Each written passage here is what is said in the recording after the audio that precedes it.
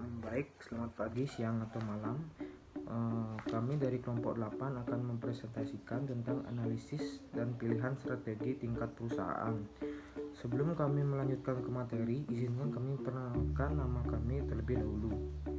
Saya Iwayan Anggas Mahardika, NPM 118 dari kelas E3. Baik, perkenalkan, nama saya Putu Diki Chandra Pratama, NPM 123. Perkenalkan, nama saya Debagus Wijaya Kusuma dengan NPM 101. Nama saya Nyaman Ahmad Mas Malam Primavera, NPM 100. Strategi metrik. A. Sektor privat.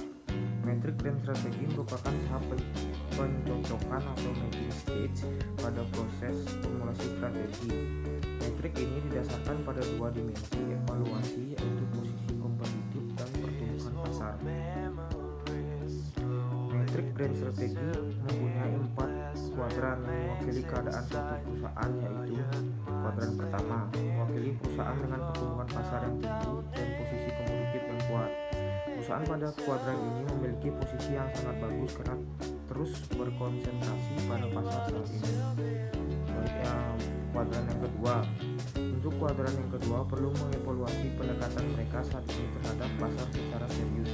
Walaupun industri mereka bertumbuh, mereka tidak mampu bersaing secara efektif dan mereka perlu menentukan mengapa pendekatan perusahaan saat ini tidak efektif dan bagaimana perusahaan dapat merubah dengan cara terbaik untuk memperbaiki daya saingnya.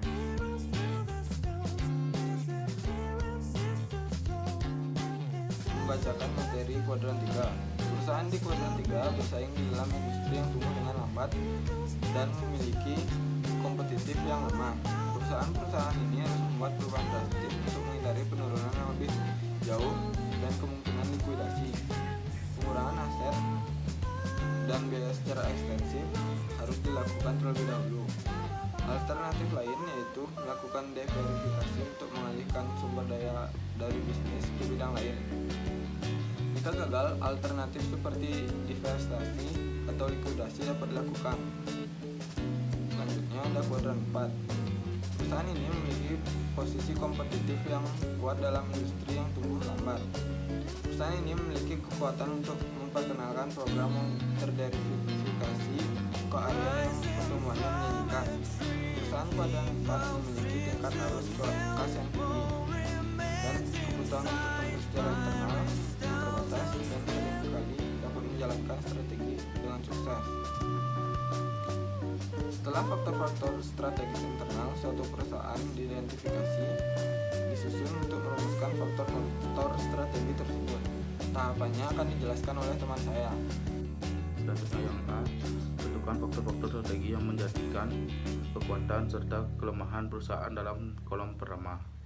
Yang B, berikan bobot masing-masing faktor tersebut dengan skala mulai 1,0 paling penting sampai 0,0 atau tidak penting. Berdasarkan faktor-faktor tersebut terhadap posisi strategi perusahaan. Yang C, hitung rating dalam kolom ketiga untuk masing-masing faktor dengan memberikan skala mulai dari 4 atau outstanding sampai 1 atau poor.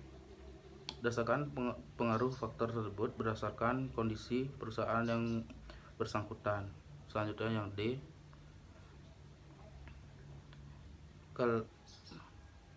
kalikan bobot pada kolom kedua dengan rating dalam kolom ketiga untuk memperoleh faktor pembobotan dalam kolom keempat. Selanjutnya yang E, gunakan kolom 5 untuk memberikan komentar atau catatan mengapa faktor-faktor tersebut dipilih dan bagaimana skor pembobotannya dihitung.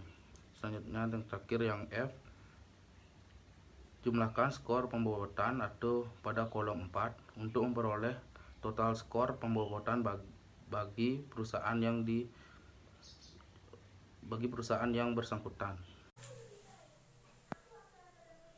Faktor yang mempengaruhi pemilihan strategi pasar sasaran. Setelah mengetahui pasar sasaran jangka pendek, pasar sasaran manajemen depan, dan pasar sasaran premier dan pasar sasaran sekunder. Marketer harus menimbang-nimbang sebagai faktor yang mempengaruhi pemilihan strategi pasar sasaran. Pasar sasaran pada umumnya harus ditinjau kembali begitu produk memasuki terhadap tahap pendewasaan. Pada tahap ini, penjualan produk mulai berhenti dan ada kalanya menurun. Ada kalanya marketer menggunakan strategi pasar yang tidak diferensiasi pada tahap peluncuran produk, khususnya pada saat itu tidak dapat disubstitusi.